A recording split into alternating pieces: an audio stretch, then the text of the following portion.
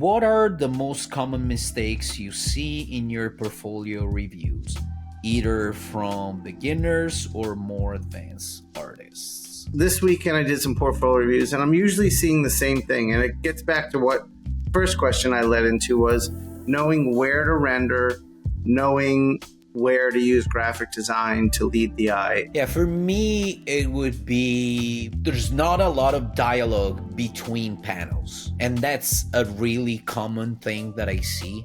So the panels are not talking to each other. And that doesn't help the reader's eye to, easily jump properly from one panel to the other. You guys touched on everything, but like even this weekend, people showed me their work, but it was just drawings, no sequentials. So for me, I'm like, okay, cool, you draw.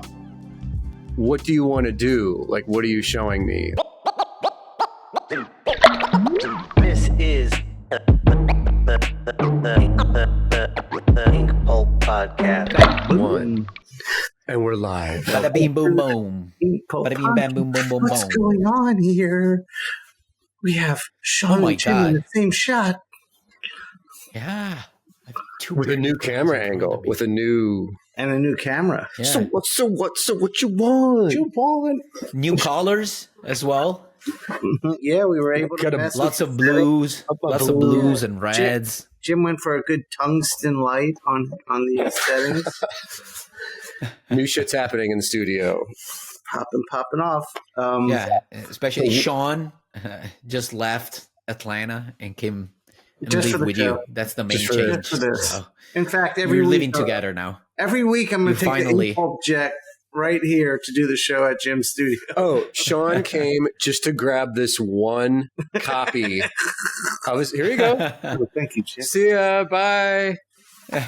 We're doing so well that we're just willing to spend money on a flight just to grab one book instead of having it shipped out. Oh, So Matteo, you got to fly out.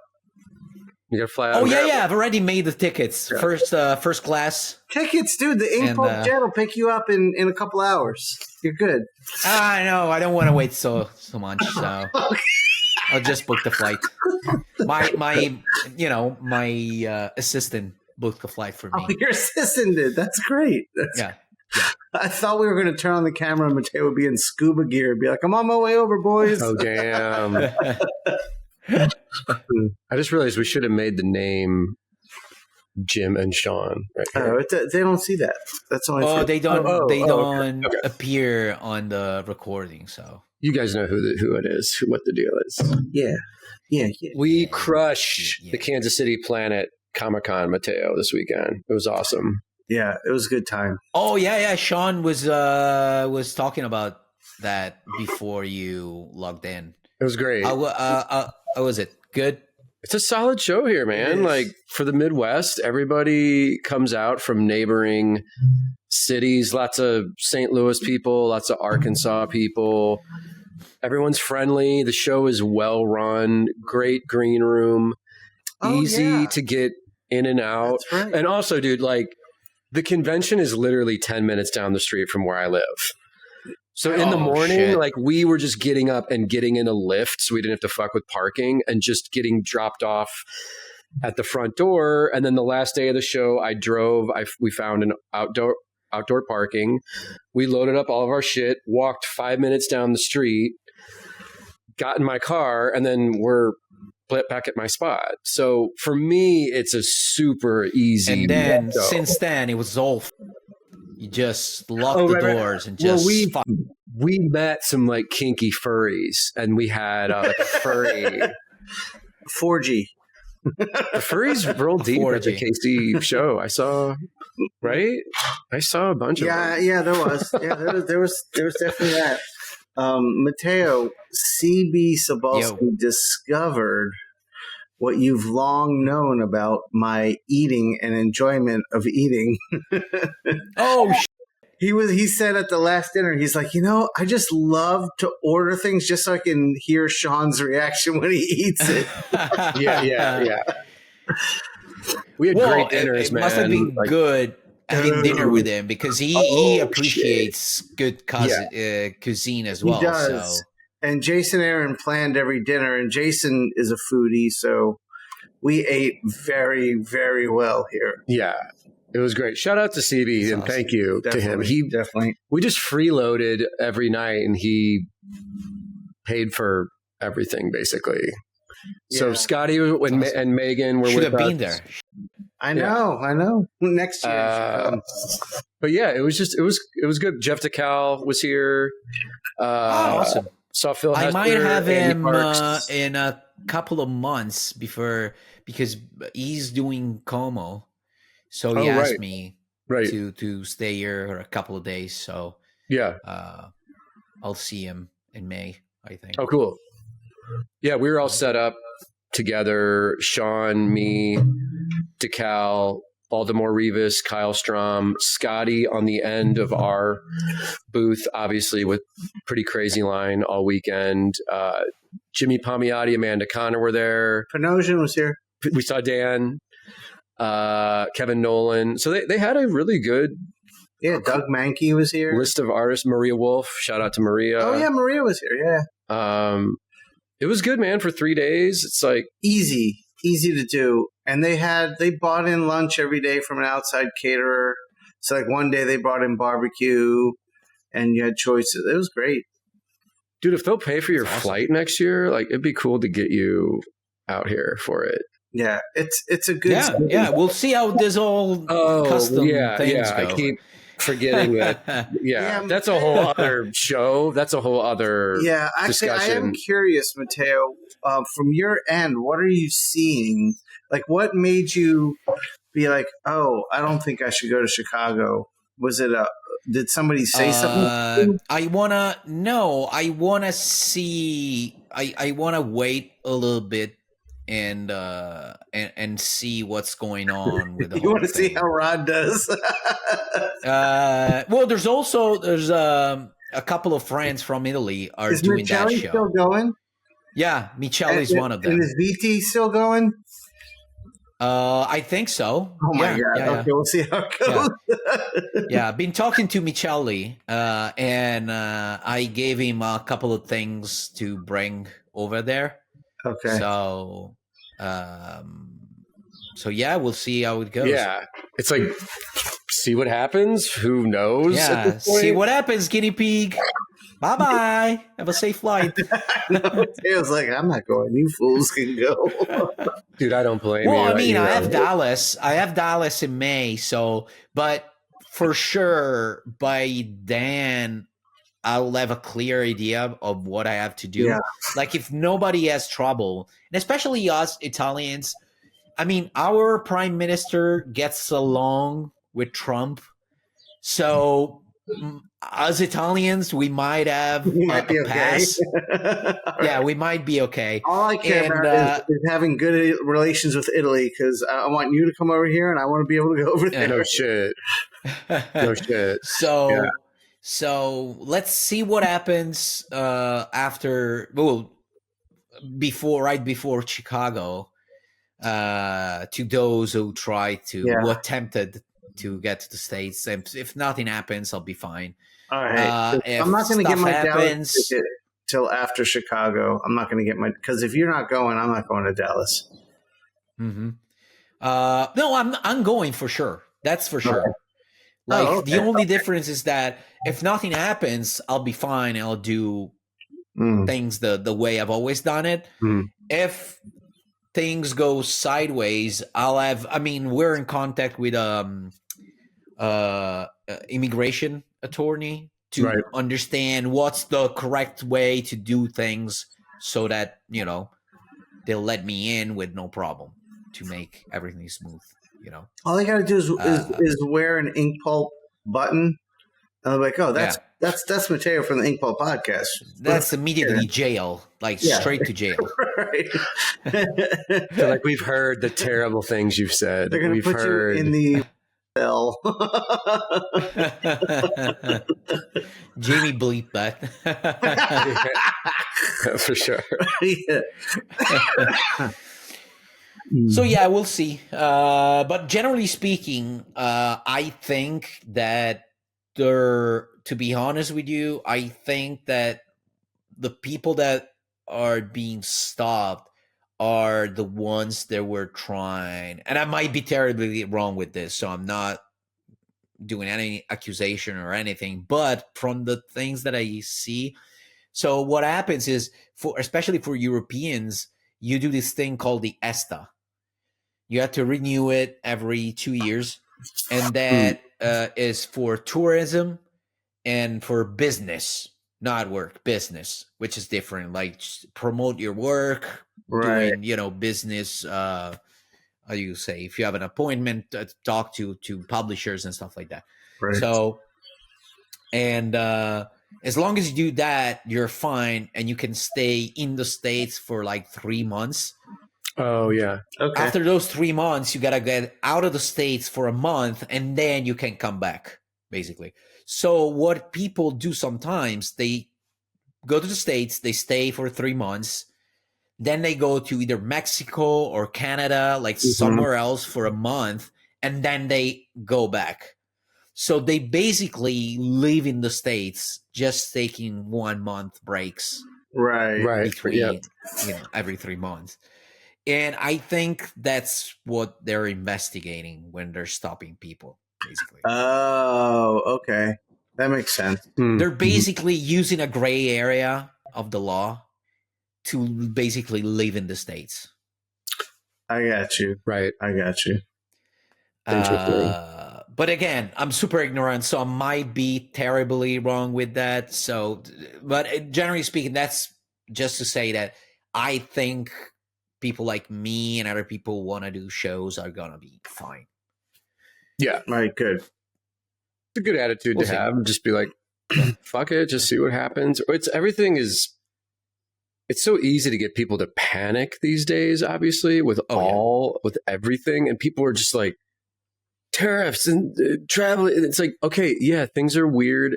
You have to wait and see how this all unfolds. Yeah, like Shawn's already finding loopholes in other countries about like printing and shit. We're not going to reveal those secrets. We're not going to reveal that. Right. But there are things going on that you're like, oh, the shit people are freaking out about, that's not 100% right. That's the way it's going to happen. I basically have also, let's not reveal it because it involves child labor. So, we should be quiet about that. Weird things. Yeah. But sex trafficking. It's cheap, though. So, I spent time on the podcast complaining about the tariffs for my books, and now I don't think I got to pay them. So I do want to speak on that.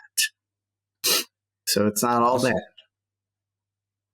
Should we answer some questions? Let's answer some questions. Yeah. Matteo, yesterday was my Italy day. I realized for the entire day I was in Italian yesterday. I started the day with my cappuccino. Wow. Mm-hmm. And then you sucked 3 dicks. Super gay. So yeah, it was just so Italian. That's so Italian. That's Thailand or something. Then we skipped lunch and I had an espresso. Then we met Scotty for some drinks. I had 2 spritz. And then Jim and I went out for pizza and I had 2 lambruscos. Pure Italian day. Legit pizza too. That's good. Like legit. Yeah, it was good. Really good. Legit Italian style. Awesome. Napoli style. Did you jerk off at the end of the day? Beginning, middle, and end, yes. Okay, that's an Italian thing. Right. Shawn, I stayed in last night. Shawn went to an Italian nightclub called the Strong Linguini. Gay club. It's a great club.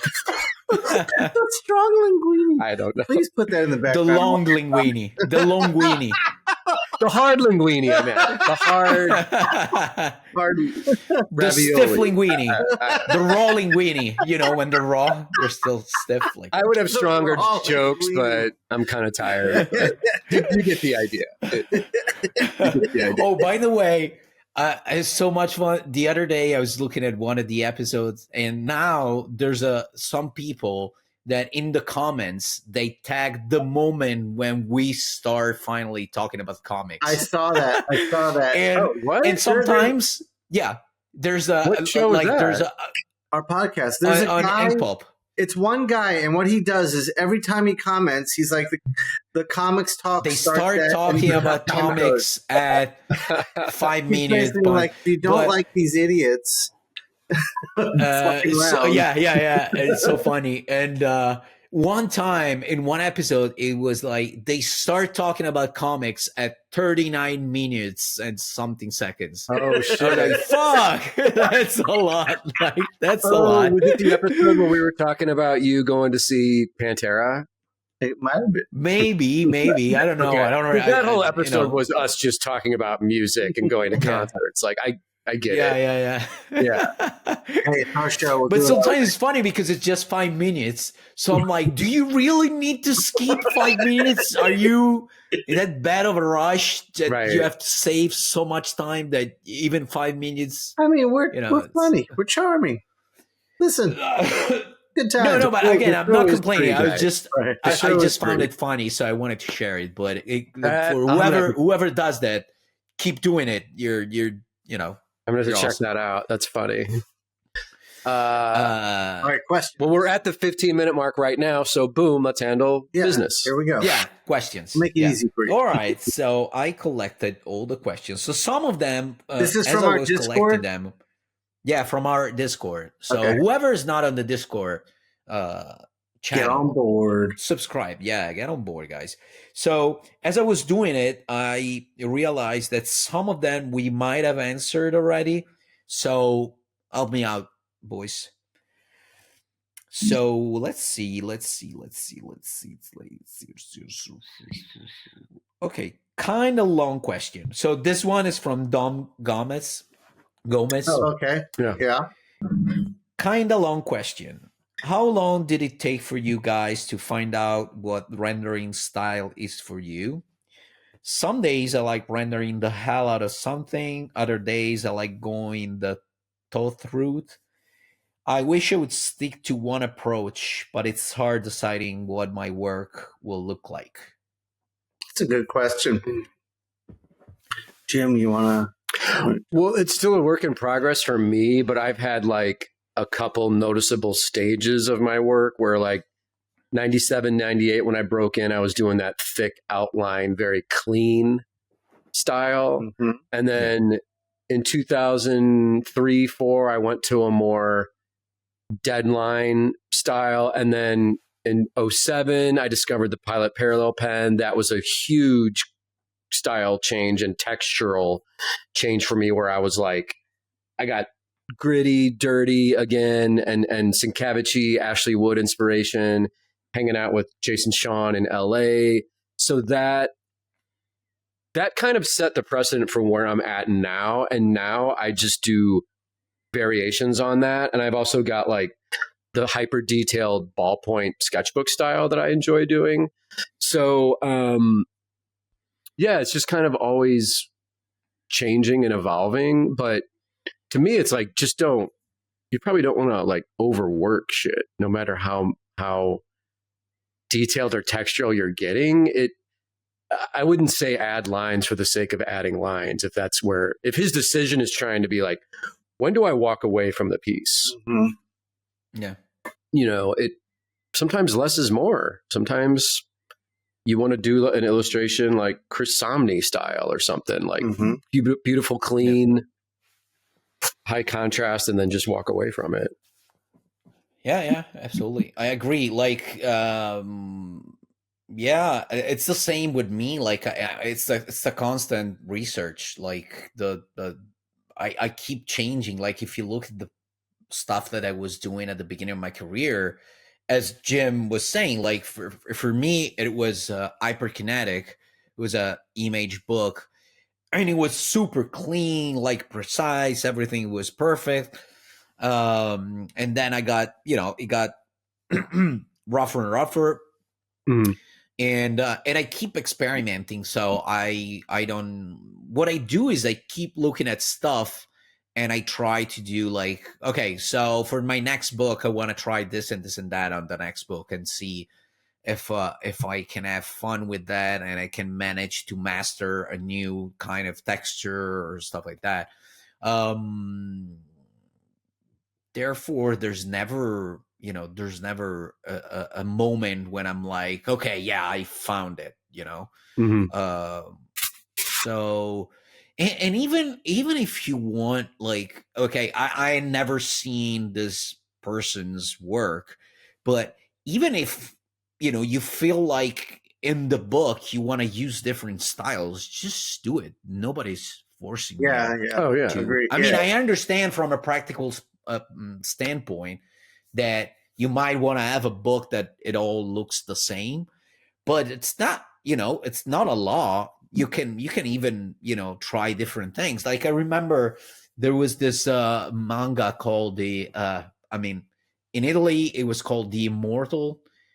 It's the guy with the scar. Blade of the Immortal. With a scar. It was Blade of the Immortal. Blade of the Immortal. Yeah. Yeah. Sometimes he had pages with just pencils. Some illustrations were just pencils because it just felt like it. Dude, look at Electro Assassin. There's all kinds of stuff going on in there. Yeah. Pencils, paint, inks, like everything. Yeah. We had a famous in Italy in the 70s. There was this guy who was basically considered to be a god in the in the zeitgeist. In general, not even independent industry, but this guy called Andrea Pazienza. He was a drug addict. He had problems. He died really young, but he was a genius. And in his book, he kept changing style. Some of the things he did were just drawn on a shitty piece of paper. Right.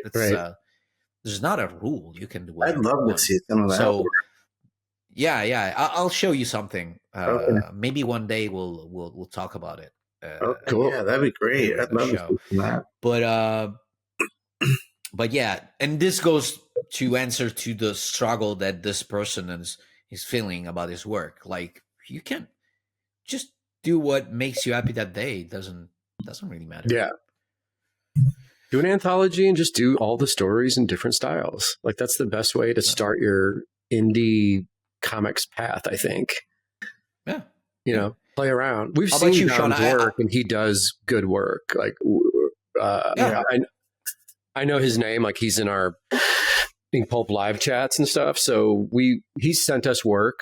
So it's solid looking stuff. But yeah, it's kind of like play around, try different things. Your instinct will tell you where to go. Yeah.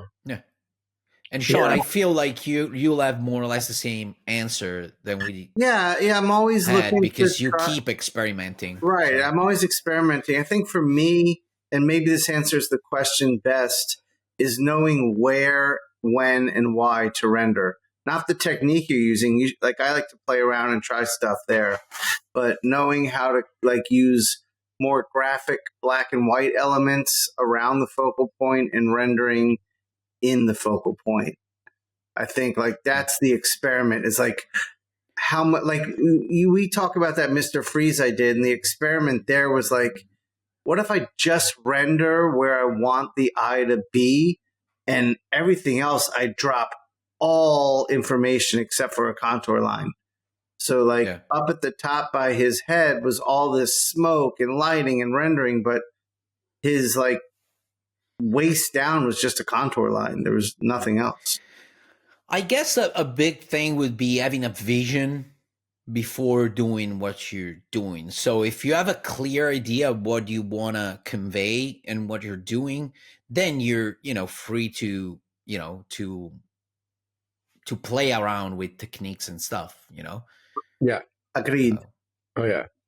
Agreed. All right. Hopefully this was helpful, Dom. Yeah. You got it. So there was a question about the art school, but I think we answered that in a previous episode. Yeah. What was it? Whether or not someone should go to art school? Do you really think it's important to go to art school? Yeah, we did. Yeah, we did. Right? But let me add an addendum to that. What's really important is signing up for the 10-week course that Jake and I have. Nice and registration is open right now. And I honestly, this is not just me being a hype machine. I think this is the best 10-week intensive on comic books ever. Because Jake, yeah, Jamie, let's make sure that we have the link in the description. Yeah. It'll be in there. Jamie has it in there. I gave it to him to put in all the episodes. Okay. So awesome. I would sign up for that. And you'll save $175,000. $1 million. Yeah. This will give you more than art school. This Yeah. So, here's the question about who draws the best butts, but we answered that as well, right? Yeah. We've answered that a few times.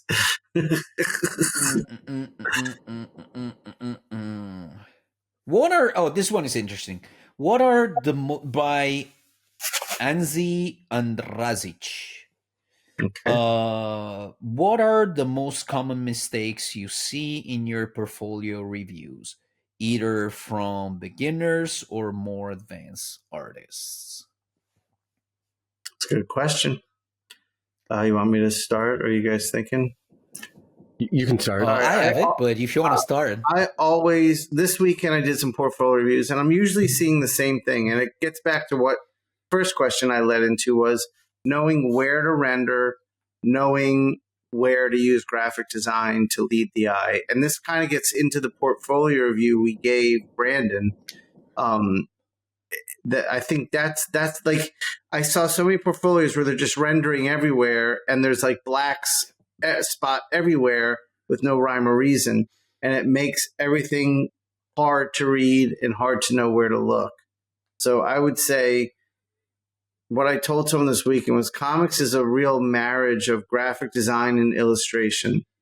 So if you're weak in the graphic design aspect, and most new people to comics are, I would focus on that and look at Mike Mignola and look at Eduardo Riso. I think are the best to go to for that. Mm-hmm.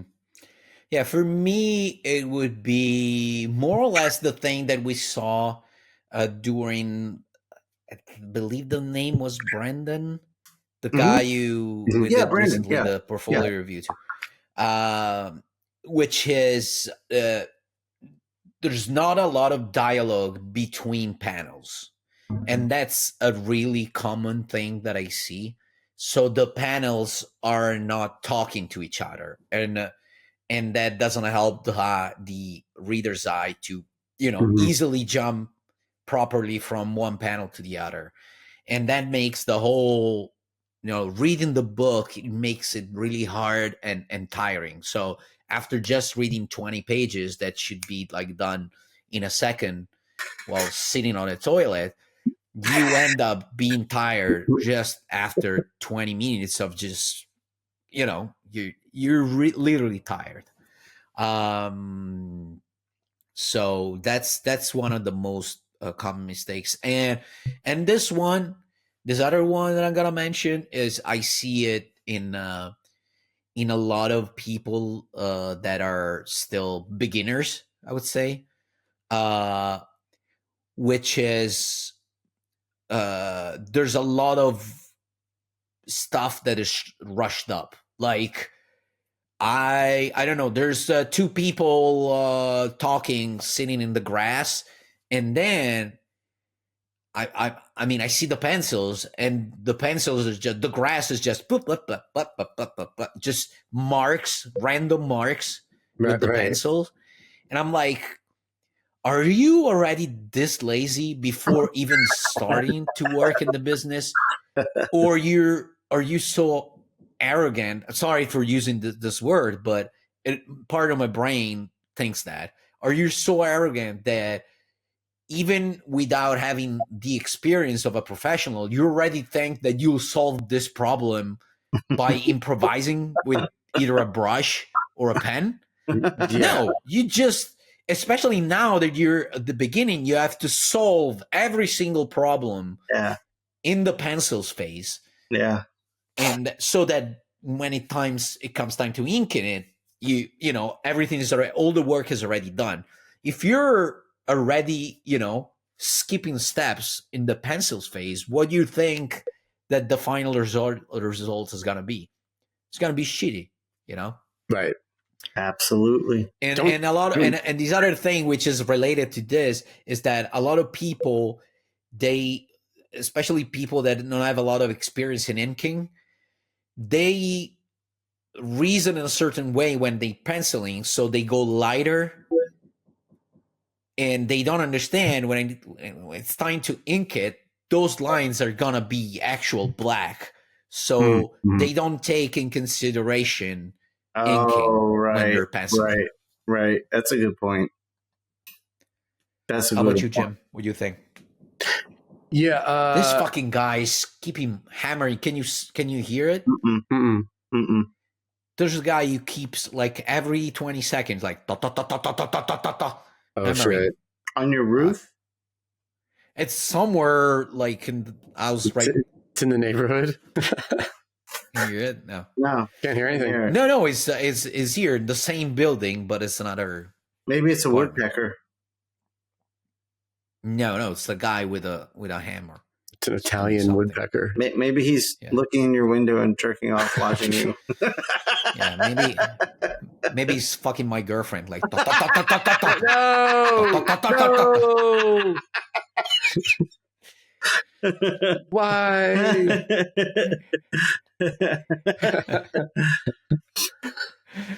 What were we Jim, talking sorry, I about? interrupted you. Common No, your opinion about the portfolio common mistakes mistakes. in portfolio reviews. Oh, yeah. I mean, you guys touched on everything, but like even this weekend, people showed me their work, but it was just drawings, no sequentials. So for me, I'm like, okay, cool. You draw. What do you want to do? Like, what are you showing me? Like, and I mean, if they want to make comics, I'm like, well, then I need to see comics. Like, I need to see. Yeah.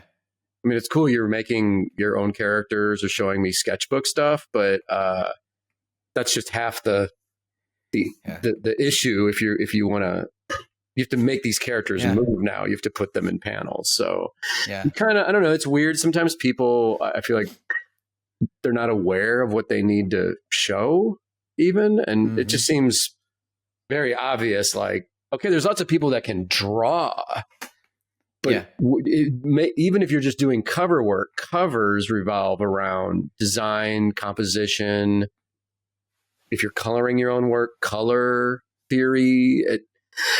So I don't mind looking at people's stuff, but there's times where I'm like, what are you showing me? Like, what do you want? What do you want to do? Yeah.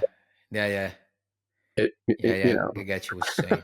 And following up on that, another thing that I often see is not a lot of time and thoughts spent on backgrounds and making interesting environments to your pages. Yeah. Just a lot of focus on having a cool character with cool elements and costumes and stuff like that. And then, boring backgrounds or no backgrounds at all. And every time I tell them, listen, you got to consider that the background as a character itself, it's gonna make your story so much richer and more interesting. Speaking of that, we went to the comic shop yesterday, picked up some cool stuff, but I got the Dead Man artist edition for Kelly Jones, and the environments in there are so cool. Yeah, that book is insane. So much cool. Like the whole tone of the book is set by the environments. It's really nice. Yeah. Awesome. Good stuff. All right. Next question. By Zoe Ledonne. Here's a silly one. If you were forced to use just one inking tool for an entire project, what would it be? I know this. Well, this is easy for me. Yeah, I think we all know our answer here. I'm the Pilot Parallel pen guy. Right. Everyone knows. I could do a full thing with just that pen. I mean, I have done most of my entire career with just a brush, so that's happened plenty of times. Yeah. Even for me, even though my recent projects, I didn't use the brush for them, if not just doing the ink wash, I would still pick the brush if I had only one tool to pick from. Yeah, right. Definitely. Yeah. It's a good question, though. I like that one. Oh, yeah. Oh, this one, Uzi on your Mount Rushmore of sequential storytellers. We already said that. We did that recently, one. right? Yeah, we did that one. Yeah. Yeah. That was This one is vague, but let's see what comes out of it. By Marvin Marbles. I've always wanted to know, where do you guys get all your ideas? That's a good question. Matteo, do you have an answer ready to go? To me, it always comes back to being a good observer of the world, of what's going around you and inside. And so, generally speaking, I think that ideas come from observation. Just look at the stuff, not in a dumb way, but trying to absorb but for some of us, stuff. that's hard, Matteo. For some of us, Oh, yeah. Of course, that Shawn, I'll explain later for you. But I don't know. I feel like, I don't know. I feel there's a lot of people that go through the world like basically unaware of 99% of the stuff that happens around them. Good point. And those people will never, I fear they will never have a single interesting idea because they don't observe anything from the world they live in, it's so funny. It reminds me of Darren Brown, the hypnotizer, magician, blah blah blah. I don't know if you're familiar with this guy from the UK. He does super interesting social experiments. He has some stuff on. Oh, I think I know some of his experiments are on Netflix, some on YouTube. Really interesting stuff, and he does this whole experiment is about luck and the perception of luck. So they take as a sample like a small town, I think in England or Scotland, I don't remember where. And they interview them first to trying to understand the kind of personalities of this town. And there's this guy who claims is always so unlucky. He has bad luck on everything in his life, super depressed and blah, blah, blah. And then the experiment starts and they keep putting, I don't know, like a lottery ticket on the floor. At a certain point, there's a plane with a sign behind it, and they just look on the floor or something. And this guy looks at the plane and literally doesn't see the sign behind the plane. So basically, they put, I don't know, 20 chances for him to win money, to whatever, just in front of his face, and he doesn't see the stuff. Right. He's literally like just going about his things without seeing what's literally in front of his fucking face. Right. So there's people that live like that, unaware. Okay. Yeah. To Matteo's point, I asked a stupid question the other day. I'm trying to find if it was just on the thread. Yeah, it was just on the thread with you and I. Just give me a second to pull it up. Yeah, okay, here it is. Okay. You asked about having a guest on the show, and you said he's a writer, musician, has a bunch of titles, and Image is announcing his new series. The artist is a great friend of mine, Shawn. Is that cool with you? So then I say, absolutely, of course. And then I said, how do you know him? And to your credit, you just didn't answer it. And so your silence was like, wait a minute, I think I missed something. And I went and reread it. Because I want to encourage you to, start looking at what the fuck is in front of you. So then my response was like, I'm a dumbass, no need to comment. So to your point, I am guilty of that. Yeah. So what do you think, guys? I mean, the ideas thing, it's like, well, what are you taking in every day? Like, are you reading? Right. Are you watching movies, music, like what inspires you, like what, because if I'm writing, like I read every night to inspire my ideas, my writing. So it's like you kind of have to keep the language of things fresh in your brain. You know, if you're visually just trying to come up with ideas, are you keeping a sketchbook every day and just jotting down things, experimenting? You know, you kind of have to like create inspiration for yourself to get ideas going. Couldn't agree more.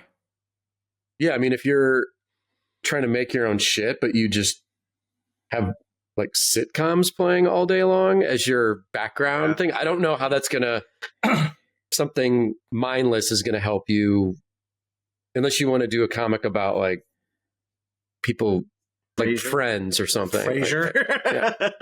Like white people hang out in coffee shops. I don't know. Is that your comic? Then put on Friends or whatever. Well, and still, that would mean something. Like what I think what would be worse than that is just being on fucking, I don't know, like Instagram, just watching reel after stupid reel after stupid reel. In that case, I'd rather see Friends all day. At least I got to see images and settings, and I mean, I'll learn how to draw a bar, a cafe, you know, a pub. What's the place? The Central Perk. The Central Perk.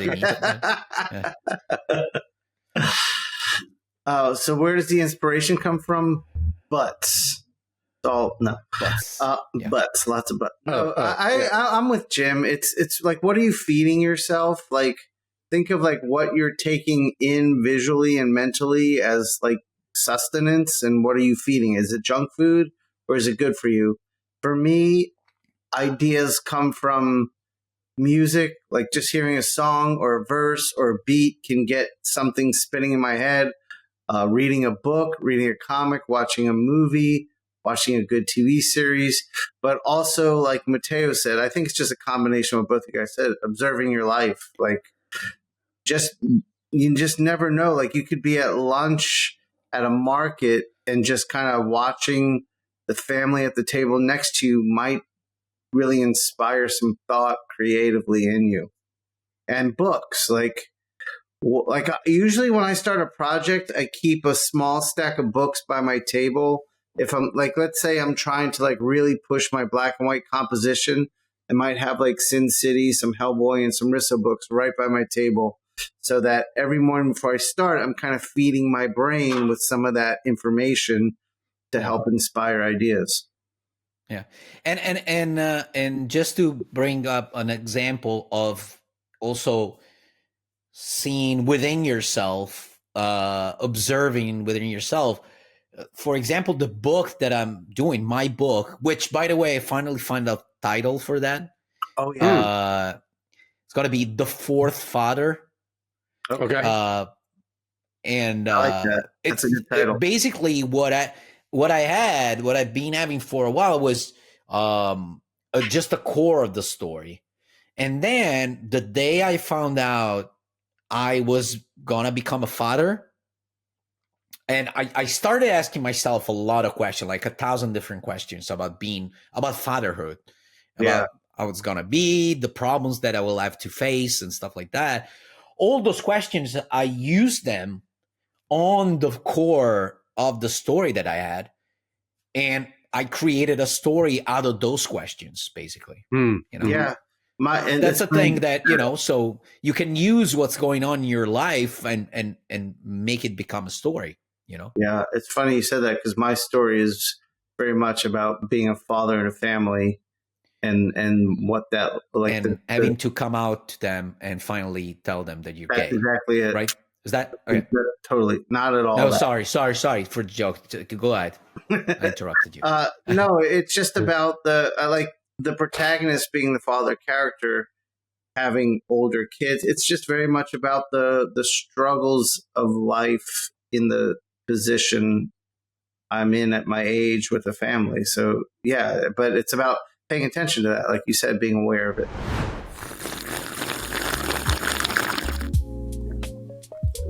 Man, concerned about the the state of the art form, the state of the craft. Jim, what's up, brother? Look, don't worry. I've hired Dr. Pulpenstein, and he's going to fix everything. Dr. Pulpenstein? Ah! Hello there, Jim. I am hard at work at the antidote of what ails our craft. I've given Shawn the first dose. First dose? Can you explain? That's right, Jim. I got the first dose. I'm giving away my brand new sketchbook for free. Free? Are you crazy? Si, senor. It is correct. The first dose is Shawn's free sketchbook. We're doing like a Spanish thing now, I guess. That's right. My new sketchbook, Inkpulp Magenta, is totally free. All you gotta do is head over to my Kickstarter pre-launch page, which is for my new art book, Inkpulp Cyan. Enter your email, pledge at any tier level on the Inkpulp Cyan campaign, and you will get Inkpulp Magenta, the sketchbook, free PDF emailed to you. Man, that is great, Shawn. See ya, Jim. Shawn's newest sketchbook is totally free. Okay, this is Italian now? Is that what's happening?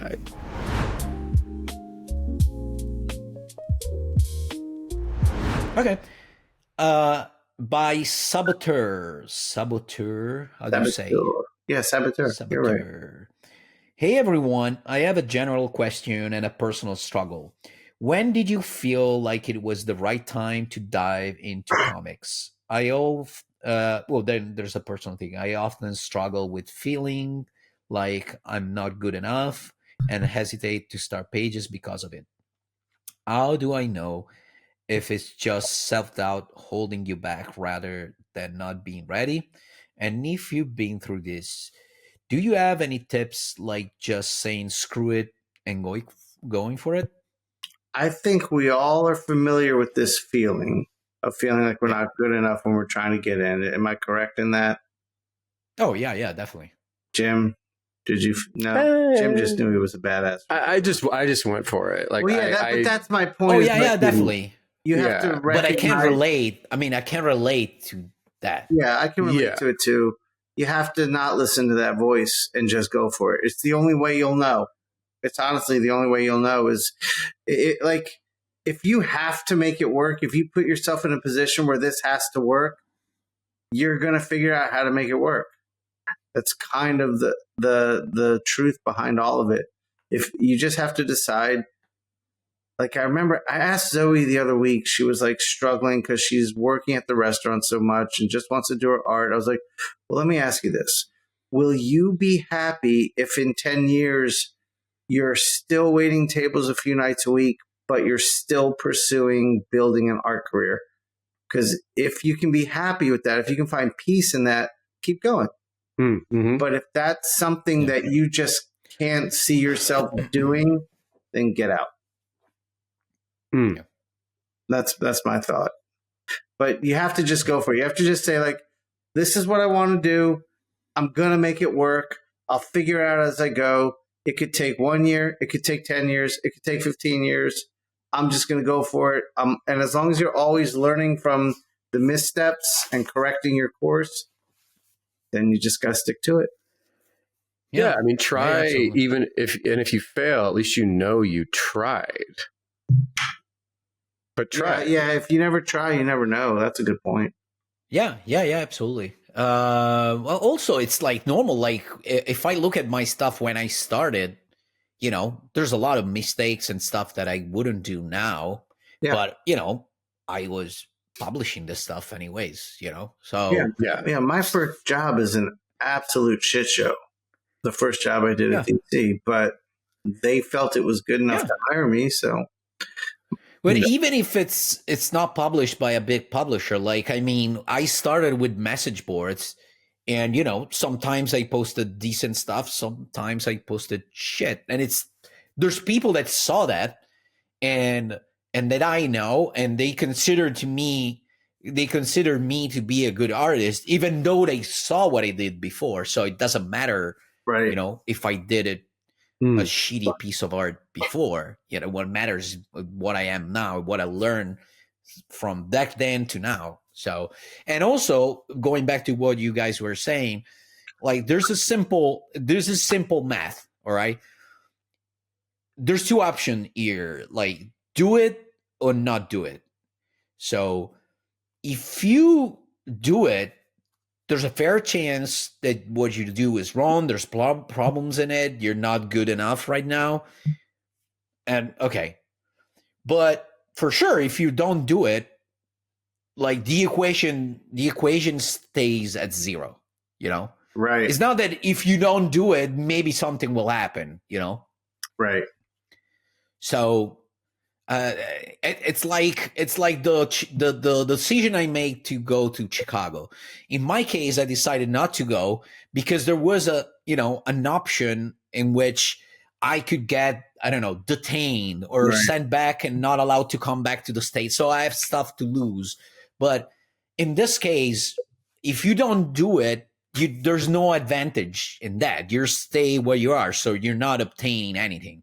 It's not that some people are gonna immediately all of a sudden say, "Oh, do you want to publish with us?" No, because they don't have anything to see from you.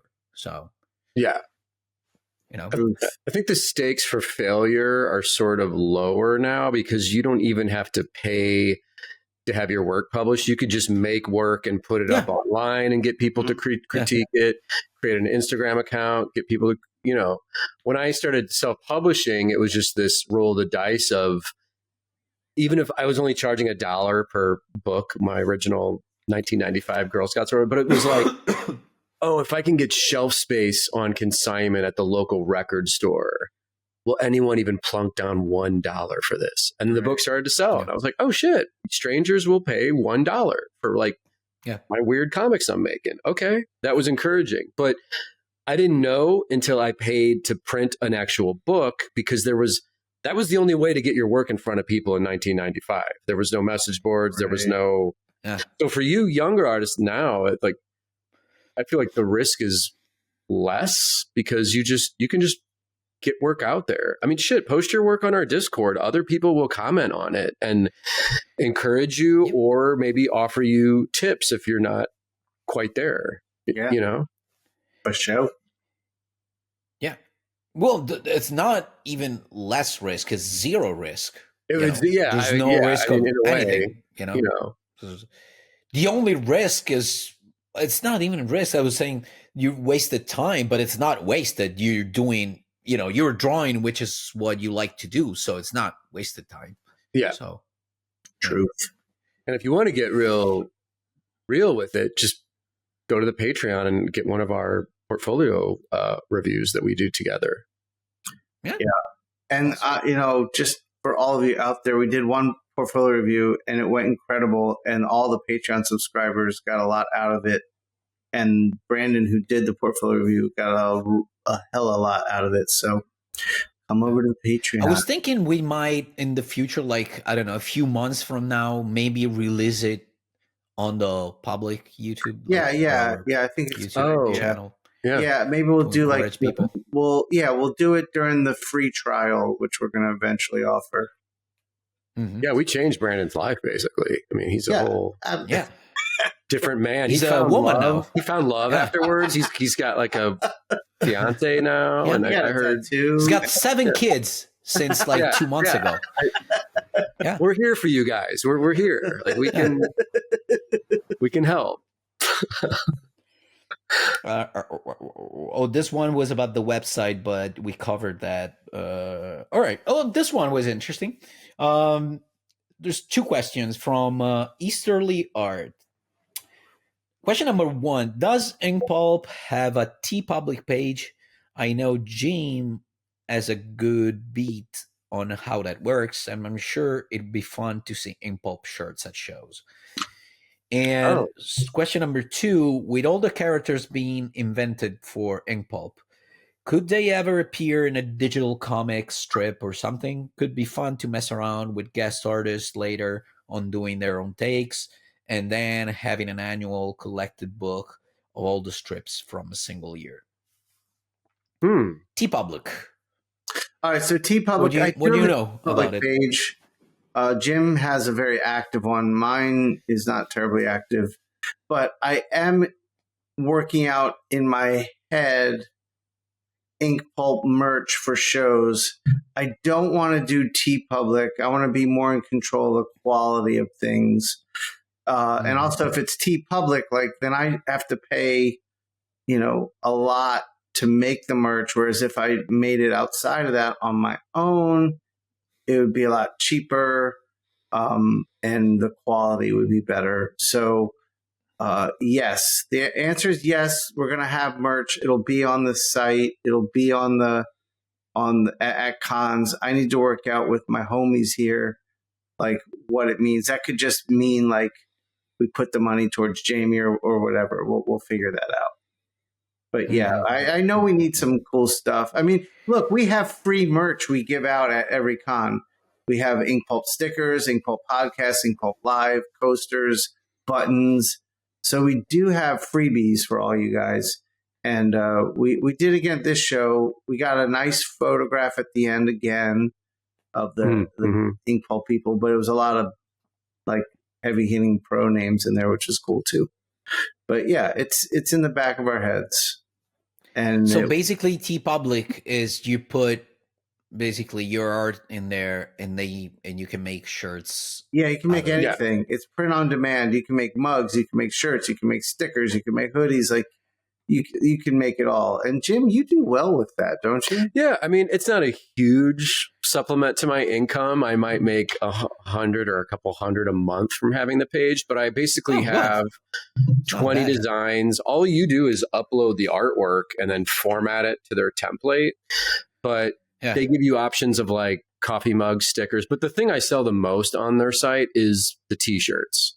So it's, I mean, the one advantage is you're only making like 10% of the sale because they do all the work. They print it and ship it. The one cool thing about it is anyone in the world can order a shirt with your art on it. So I'll be at a convention in New York or wherever the hell I'm at, Heroes Con, and someone will step to my table with like my big skull design as a shirt. Yeah. And they're like, dude, check it out. I ordered. It's like, oh, cool. And okay. So basically you have your page there, and whoever wants it, they order and they have the templates already so they can see how it look. Yeah. It looks like you order it and they ship it to your place the way you want it. Right. Like that's one of the Trash Movie Bonanza, coffee mugs. That's an option on there with the t-shirt. So Chris and I, when we do our YouTube show, we're like, oh, go to the TeePublic if you want to score a shirt with our logo on it, if you want to grab a mug. But if you're looking for profit, I would say do your best to pick your best design, make your own merch, and just have it. Yeah. But yeah, we need people to represent Inkpulp, and there needs to be an official shirt. Oh yeah, absolutely. Design. That's maybe the Eric Muppet as a shirt, like that would be incredible. Yeah, I just want to wear one of those basically every day of the week. I want the animal chin, Eric. I mean. I did give out some. Yeah, I've been thinking about that thing about merch a lot lately. So we'll have to do something. That would be the next step. Right now, we're really focused on the Patreon. In New York, we'll have something because once I'm done with getting the class ready with Jake, and once my Kickstarter's done, then the next thing on my plate is to make some merch for the New York and Baltimore shows. I was thinking about a T-shirt. Might be a good way to go, and some other smaller items. Let's shout. Yeah. We really just want to profit off of Eric. Yeah. Like his likeness, him as a Muppet, like we really want to. Which brings us to the second question of this person about the characters being invented in Inkpulp. Like Eric would definitely be, especially because he's not on the show anymore. So we'll make him become a character. And we'll do stuff with it. Well, and to answer the question, most likely I have my one big story I'm working on, then I have two little stories. So I'm thinking I was going to do short stories of the characters from the big story to get to know those characters and publish them in like a magazine anthology. And I need a Crypt Keeper type character. So I think Dr. Pulpenstein might be that. Right. Awesome. Okay. We've got that. We've got the Chocolate Milk Bandit. Oh, the Chocolate Milk Bandit, definitely. This writes itself. Yeah. But I'll say this though: anyone out there, any of the in the Inkpulp community that's fans, I mean, you can just make your own Eric Puppet fan fiction and Truth. show it to us while you're working on it. I mean, make your own mythology. These are things I want to see. I just want to see this. I don't want to have to put any work into it. I just want to see what you guys make. If you guys make an anthology of the Eric Puppet, I'll do the cover for it. But when it's all said and done, I want to see it 48 pages or a 64 pager. This is going to happen. We're going to have an Eric Puppet anthology now. And we don't tell Eric about any of this until it's done and published. His mind would be blown. If we can get this going now and in 1 year we have an actual book. The problem is that he's on the Discord, so we won't have Discord to organize. Oh, that's true. Thing. He's creeping we have on to the ban Discord. him from Discord. He listens to the show too, so the gig is up. Oh, okay. Shit. Okay. Well. So another one from Anzi Andrazic. Hopefully I'm not butchering the name of this person. I have a question. The boys mentioned that they did shitty jobs before becoming full-time artists. How did they manage to do that? I'm interested in details, like how did they manage time, energy, were they wrong at work, etc. Good question. Jim, did you?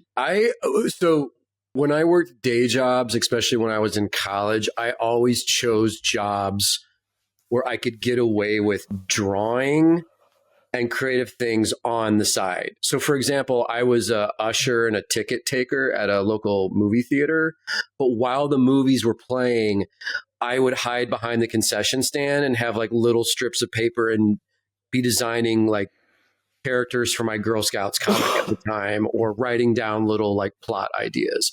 So I got away with that. When I was in school, also on campus in college, I worked a job where I was like a door monitor in the freshman foundations building. So I got paid to sit and draw. The job was you sit at this desk and the kids check in at night in the building to do their work. But dude, I was paid to sit there and draw. So I always chose those kind of jobs. And then the second semester of my senior year, I got hired by Marvel to do that Gen X book. And that... Wait, you were in school when you did that? Holy shit, that's bad. Yeah. So I was able to quit all my jobs and just do school and work on the book for Marvel. Because once Marvel started paying me, that was like the most money I ever had in my life. Like I was used to making $150 a week with the 2 or 3 different jobs I worked. The first batch of pages I sent into Marvel, they sent me a check for like $800. So for me at the time, 800 was like getting 10 grand. You know, I was like, oh dude, I'm fucking rich. Like my rent's rich, bitch. My rent's like $200 a month. So with bills and food, for me, like 800, I'm chilling. Like I'm great. Yeah, and I'll tell you what I know of Jim and why that works so well is he's smart with his money. So like some people will get that 800, be like, "We're going out drinking, boys. It's on me." Oh but yeah. Jim saw it as like, okay, this is this many months worth of rent covered, so I can use that time to produce more work, to produce more money. So I think that for a young-minded person, that wasn't me, and that is rare. Yeah. So it's good to be smart with your money at a young age. Yeah. I also my girlfriend and I at the time I was about to graduate, and we knew we were moving from Kansas City to Arizona as soon as I graduated. So I also had to take all that money from Marvel and save it as an investment into moving, because we got a rental truck and you know, so for me, it was like, well, we also have future, like a future expense with all this, but getting money, it just meant the freedom to be able to do stuff like move if I wanted to. And that's what we did. And there was no guarantee of me continuing with Marvel. So I was working on Gen X, but then I went to San Diego that summer and got the Clerks gig with Kevin Smith and Bob Schreck. And that also was like, okay, well, that's guaranteed money that's going to be coming in. So I'll go from Marvel money to Oni. So I just lived gig to gig, check to check. But once the momentum started building, I felt like, dude, if I have $3,000 in my bank account at all times, this is like 22-year-old me. I was like, I'm fine. I'm good. That's awesome. So, yep. For me, the shitty jobs that I did, I was, I worked in a factory, like an ice cream factory. Is that what I was? That's the gay club you work in, the ice cream factory. Yeah, the ice cream factory. Yeah. I was working hours and hours making ice cream, milking. That's a gelato. Oh, give me the fucking gelato that comes out of your pee-pee. The vanilla cream out of the pee-pee. The mascarpone. I'm gonna make it a mozzarella after this. Then I worked in another factory when I had different roles. So they had basically contracts with other factories. So I would go and work in different factories every time. So mainly we were hired to be like forklift drivers. They trusted you with a forklift? Oh yeah. Oh man, you couldn't believe like the damages that I've done with the forklift, especially at the beginning. Oh my god. Oh, I can imagine. And what else? Yeah, I worked in another shop where they sell like supplies for. I said this already, probably. The people who paint houses. How do you call them? Oh, painters. Yeah, just like so basically, there's a shop where they buy supplies. I was working there. I got you. And then, so when I was doing those jobs, I wasn't basically drawing, like, because I had to do like 8 hours a day, so there was no room for drawing. I was too tired. And then when I started drawing again, and in the meantime, I was a waiter in a couple of restaurants. For a minute. So that allowed me to draw a little bit more. And then I started working out for me. Mm-hmm. So I decided to leave every other job and just do that. I did ice cream design for a second. Basically, the people at the ice cream factory where I worked as an employee as well.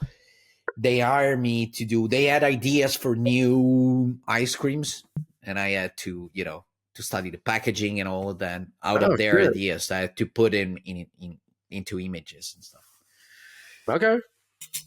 I told my kids this. I think the best way to go is to get a job waiting tables. You can make the most amount of money in the least amount of time. You can work minimal shifts and spend the other day, like, depending on your expenses, you could probably work 3 to 4 shifts. They're about 5 hours, 6 hours each a week, and then you have the rest of the time to draw. Yeah, and also there's another great thing about serving table, being a waiter, is that I don't know how it works in the States, but in Italy, like when I worked in a restaurant, since it's not time related, so you don't have like a time. You have a starting time, but you don't Right. have an ending time. Like sometimes Right. every client leaves the place at 11:30 p.m. Right. or sometimes they leave at midnight 30, sometimes at 1. So since it's not time related, but it's related on when you finish serving everyone, Right. you're not constantly looking at the watch, at the Right. clock. Mm, So times like flies by. Yeah. While instead, when I was working in factories, I was constantly, like, sometimes a minute would last an hour. Like I was constantly looking at the clock. It was Oh, like, yeah, it's only been yeah. like 15 minutes. Yeah. I still have like 7 hours of this shit. You know? It's the worst. So yeah. All right. Yeah. I think we All right. did it. We did it. Yep. It's an hour. Yeah. All right. So we're going to move on to doing our Patreon episode right now. And if you guys aren't subscribers, come on over. The community on Patreon is getting pretty damn big now. And you can check out all this cool stuff we're going to do. Yes. Well, and guys, and- always and remember to also- like and subscribe to these videos if you can. Hit that like, hit that subscribe. And comment. Comment below. We see it all. We see it all, including the guy who does the time signatures of. They don't talk about anything in this show. And comics comes in the last 2 minutes. Skip this episode. I like Oh, that by guy. the He's no way- nonsense. He's just like, here's the nitty gritty. Right. Let me Yeah. plow through all these guys' clownish bullshit and get you. La creme de la creme. By the way, Shawn, today is March 26th. So by the time this episode is out, you're kickstarted. You Kickstarter already started, right? Yeah. Yeah. Well, I don't know. So- It'll be just about to start, but I do need you to go to my pre-launch page and hit the notify me button. That I'm learning the importance of that. Well, I learned the importance of that from Jim, but that's a job. Like driving people there to hit the notify me is work, and so I'm doing things to get there. So definitely head on over there, hit the notify me now, and on May 1st, my campaign will go live. It's May 1st, not April 1st. Oh, Okay, yeah. I don't think I told you I moved it back so I can have more time getting everyone. Yeah, to the that's pre-launch. smart. That's the thing that I thought when I read April 1st, I was like, I think it's a little too early. I think he might. Yeah. I realized after the an first extra week, month or two. I need an extra month to really promote the pre-launch. Yeah. Let's sometimes let's plug it at the beginning of the show. I think it works best. Yeah. You And know, I plugging have stuff at the beginning. commercials I've recorded that in about a week will start being at the beginning of the show too. Awesome. Dr. Pulpenstein's coming. Links back. below for that, right? Yes. Yeah, links below definitely. And Zoe is Dr. Pulpenstein in those commercials, which should be pretty funny. Oh, shit. Awesome. And another thing, how's that going with the project with the school with Jake? Right now it's going great. So Jake's class, the class with me and Jake starts on May 1st. My Kickstarter goes live on May 1st. Registration is open for our class. His school, their marketing campaign kicks in April 1st. So March was primarily me and Jake just doing what we can on social media, and we've got some good signups already. So you can sign up now for it. I will say this: we've recorded half the lectures at this point. Jake is incredible. Like I know when it comes to teaching comics, I believe I know my shit and am a good teacher in that realm. Jake's the first person I'll be like, okay, he's better than I am. So the two of us together, Awesome. I think we created something really great. Skip Art That's School, great, man. subscribe, and So May 1st is your biggest day of the year. Huge. You have two things starting. Awesome, man. Yeah. Awesome. Yeah, and that's stuff I've been building for the past few years that will then give me the egg that I can, between that and tattooing, I can hopefully go do my book at that point. And not kill yourself. Awesome. There you go. So people, give this man money. Otherwise, May is the Inkpulp month. Show your love. All right, Matteo, go.